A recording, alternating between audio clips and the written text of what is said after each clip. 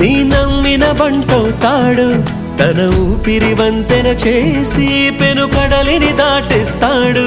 నీ తెల్లని మనసుకు చల్లని చూపుల దీవెనలిస్తాడు.